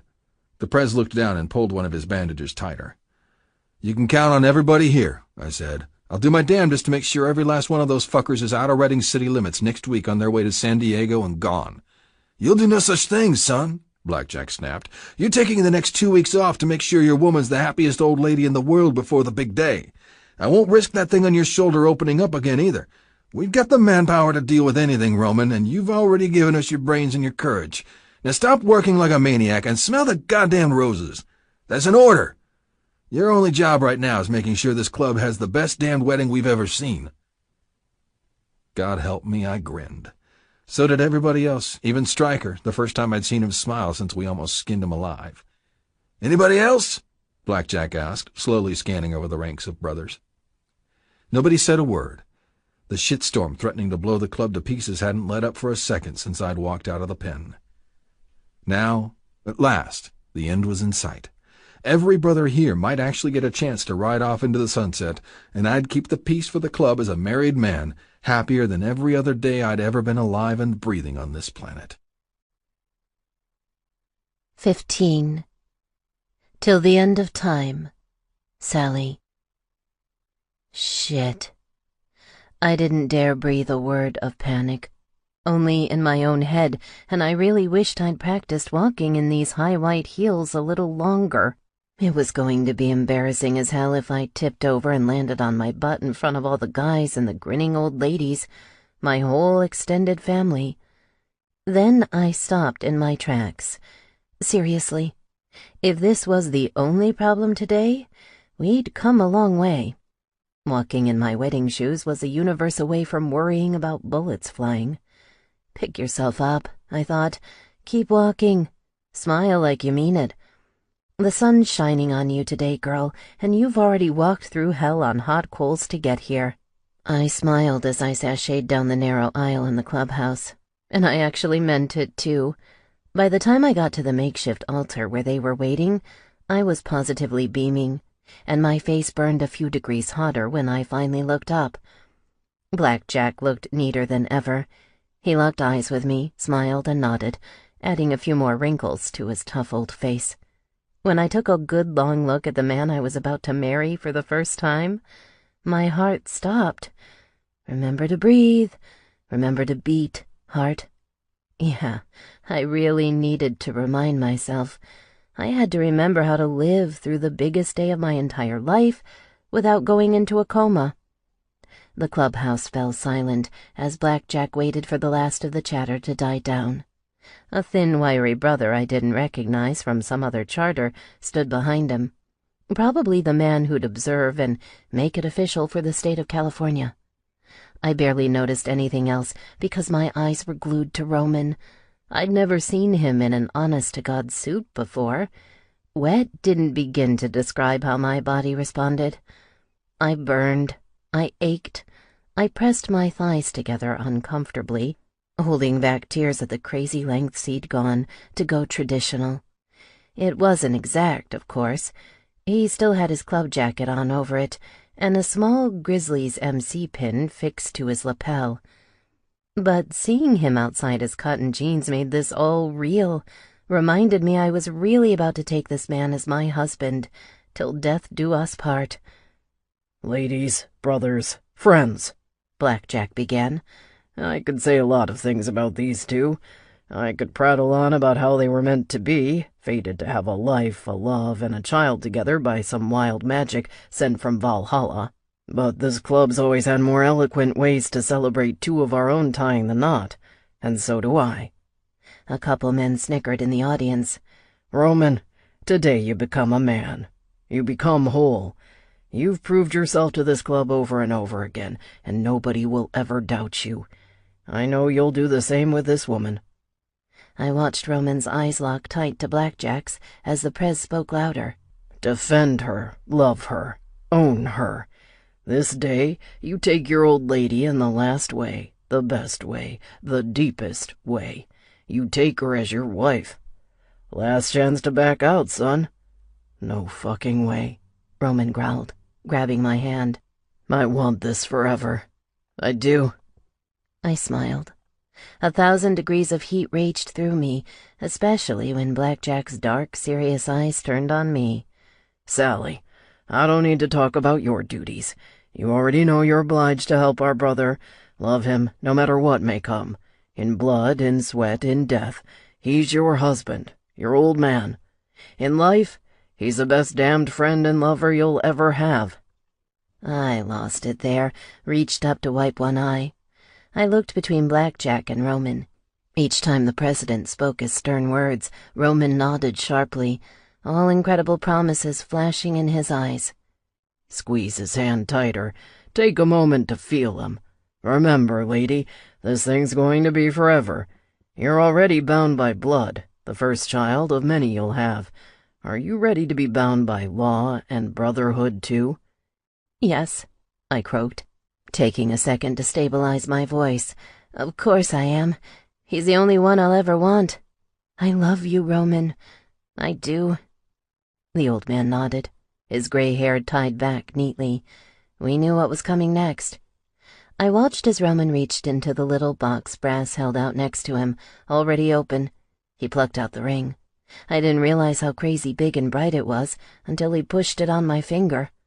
The thing was almost heavy, studded in sharp-cut diamonds like stars and a halo of golden sunlight. My knees almost dropped out, but I held on, forced myself to squeeze my old man's fingers tight. "Thank you," I whispered. "It's amazing." Smiling, Blackjack turned to the stranger behind him. Angus, get up here. Finish it off for these kids. The thin man cupped his hands over his mouth, covering his long mustache. By the power vested in me by the state of California, you're man and wife. Start locking lips so we can kick off this party. Brothers cheered. Roman didn't wait for another word. In a flash, his hands locked around me tight, pulled me in, buried me in his eager, powerful heat. The storm on my lips drowned out all the manic celebrations surrounding us. I didn't think he had it in him to kiss me harder than all the times before, but he did. Oh, yes. His lips plowed mine, possessed me, took control of what was eternally his. And I kissed him, shoving my tongue against his, feeling him as he led me on a dizzying taste of everything to come. Everything below my waist tensed as his tongue pistoned in and out of my mouth, conquering me, promising me hell between the sheets for the honeymoon. I couldn't come up for air. His hands kept me hooked to his body, the same as his lips, and he kissed me so long and hard my nails raked his jacket. "Fuck, babe," he snarled, coming up for air at last. "You kiss me like that again, and we won't even stick around for the reception." I was about to do it, just to tease him, when Brass and Missy got up between us. Missy rubbed against me like an overgrown kitten. She couldn't hug me with Caleb smiling in her arms. "Congratulations, girl. I can't believe this. Thanks for taking charge, too. You know, there's probably going to be a few more weddings around here, now that somebody's finally tied the knot." She flashed Brass a wicked look. I laughed and reached out to stroke my son's little chin. Caleb giggled, grabbing at my fingers. It was strange to think my new husband and I had already created the greatest gift two people could. Jesus, my husband. I looked at him and I still couldn't believe it. But the crazy scene in front of us didn't lie. And neither did the bank-busting ring on my finger. I knew he did well for himself when he got the house, but I didn't know the club's profit share went so far. Fucking congrats, brother. I walked up next to Roman just in time to hear Brass talking. You sure you want to take that limo ride after all? You're going to be driving that truck a hell of a lot more once you pump out a few more kids. I laughed and rolled my eyes. That'll take some time. Besides, he's got to keep up on riding for the MC, and I won't get in the way. We're pretty happy getting used to all this with just Caleb. It's not like we'll be a huge family overnight. Roman shot me a wild look like I'd just said the sky was pink. Babe, it's happening a lot quicker than you think. We'll adjust. We're gonna have the biggest family in this town. I laughed, even though I knew he was deadly serious. Hell, so was I. He'd find out soon about the surprise I had waiting for him. I reached for his hand and squeezed, wiggling my fingers against his. Love can be a powerful thing. Here, it was so potent I'd really try to give him as many kids as he wanted. He'd already saved our lives several times over, and it only seemed right that he got to take charge of a few more. Unfucking-leavable. Rabbit bounced forward with Krista at his side, shoving aside the VP, grasping Roman's huge free hand in both of his, and shaking it like mad. You're a married man. You got any idea what that means? Roman chuckled. I think I do after being up here at the altar. You'd better be next in line, brother. He looked at Krista. She wrinkled her scarred face, but something about the glint in her eyes told me she wanted it. It'll happen soon, he growled, pulling on her hand. Shit, it's all roses from here, isn't it? The cartel's off our ass, and business is ready to boom. We're finally living the dream, bro. Fucking finally. They shared a long, intense look, and it was like I could see 100 terrifying old battles unfolding in their eyes. 100 battles won and buried, but never forgotten. All the sweat, all the blood, all the pain that had brought us all together. Then somebody started tugging on my long white skirt, and I swirled around. A small ball of excitement jumped up and threw her arms around my neck. "My daughter, welcome to the family." Julie Forker nearly put her giant son to shame with the chokehold she had on me. I nearly tripped on my heels after all and went crashing to the ground. Roman noticed at the last second and pulled me up by the waist, swatting his mother's greedy hands away. "Aw, Ma, let her breathe." "I'm just so excited. Somebody pinch me," she squealed. "I never thought I'd see my son married." "Well, you got a grandkid quicker too, Ma, and Caleb's gonna be the first of many. Hope you're ready for him tonight." "Oh, where is the little angel? I want to pick him up now if that's all right. I promise I'll keep him fed and happy while you're gone for the next week. I raised you, didn't I?" Something about her smile made me laugh.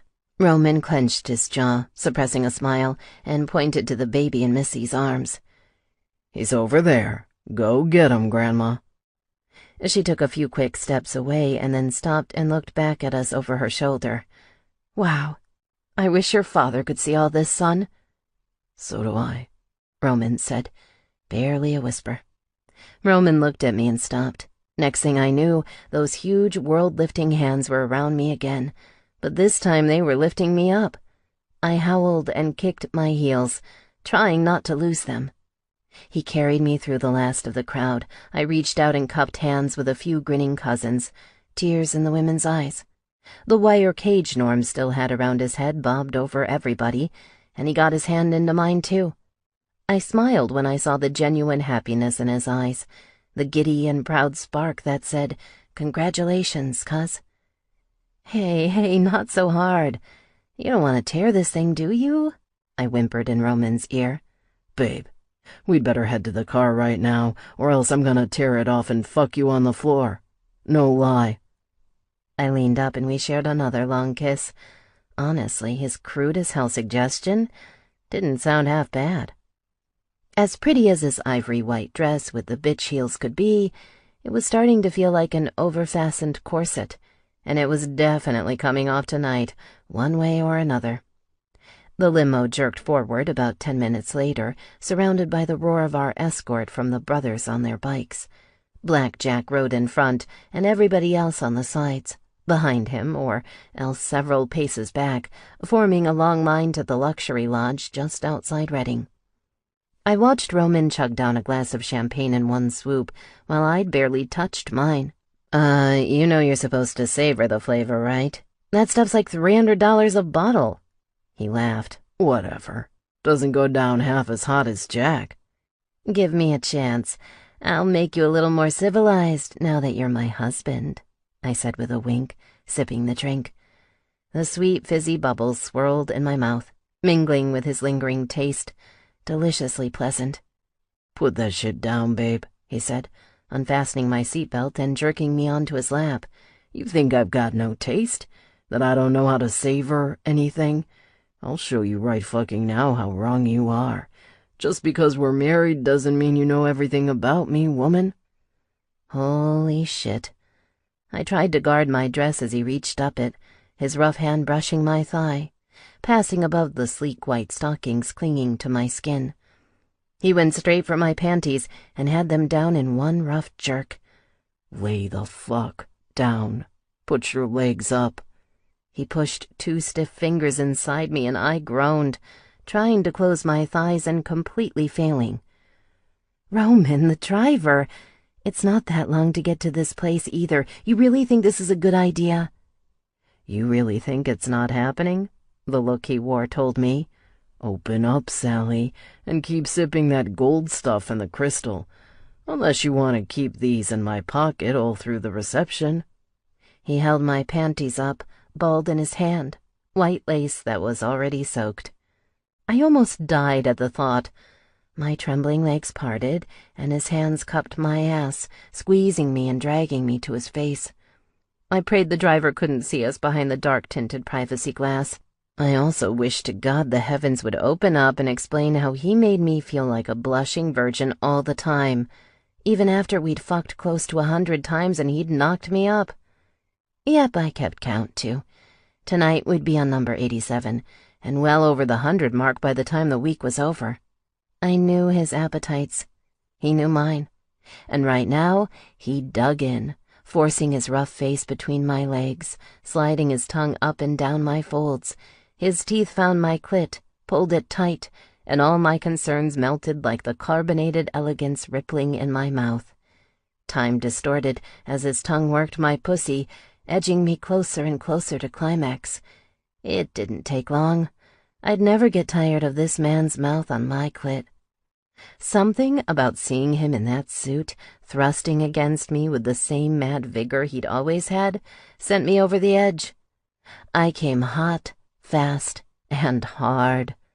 I reached up, careful to avoid the shiny new ring on my finger, and stuffed my fist into my mouth. It was all I could do not to scream. Roman didn't care about staying silent.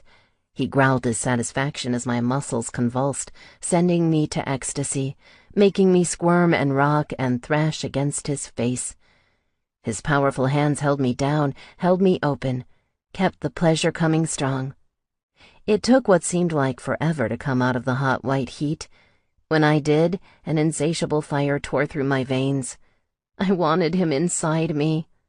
My mouth, my pussy, my ass, anything was game. Everything belonged to my old man now, and I wanted to give it to him in spades. I reached between my legs and felt the massive bulge beneath his trousers. I shifted my legs, fumbling with his zipper. "Babe, we're almost there." Roman looked out the window. I looked at him and winked. "I know you need it." Now who's getting camera shy? Jesus, he was hard, like warm steel, and I wanted him inside me until he melted into slag.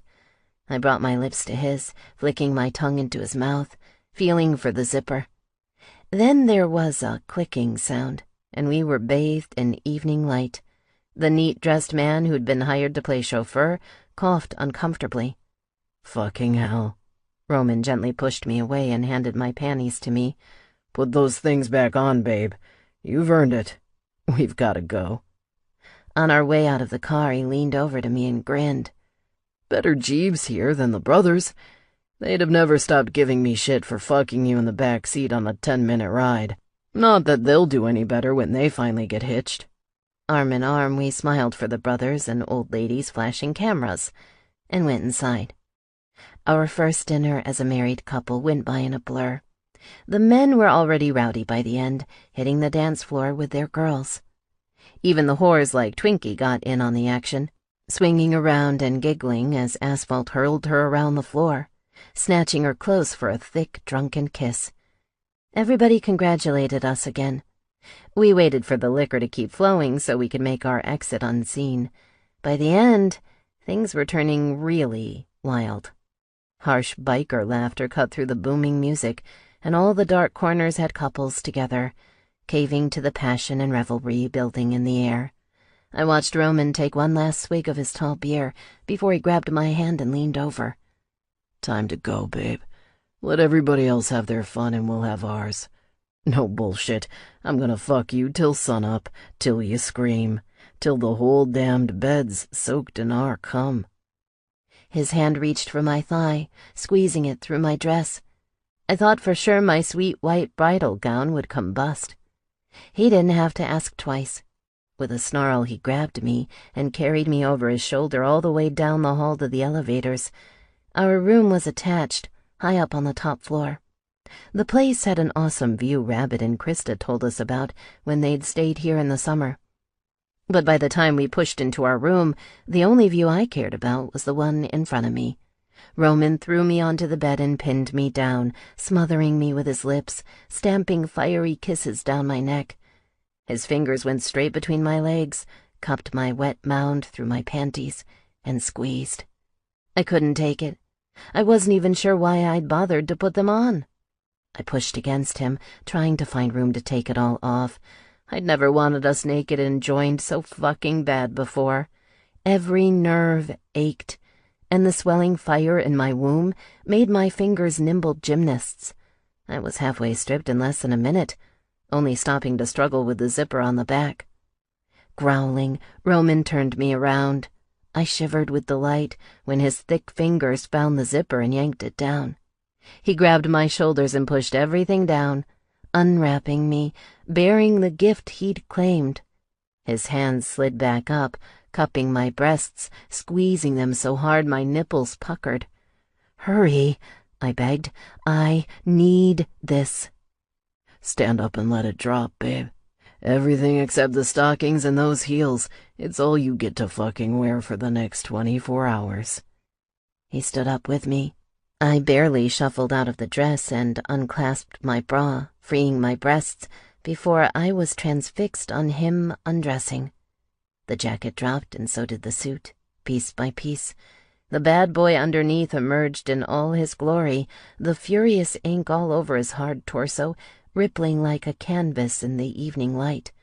When he shoved down his boxers, the bead in his cock shined, making it a target my lips couldn't resist for anything. He smiled, watching me sink to my knees. I wrapped my hand around his length, feeling his hardness, and squeezed. Holy hell. His fingers reached for my chin, clasped it, and closed the distance between my mouth and his cock. Suck it like I taught you, babe. These are the only lips I ever want to feel wrapped around this dick. As if I needed any encouragement. I lowered my lips slowly down on him, teasing him, taking in his taste.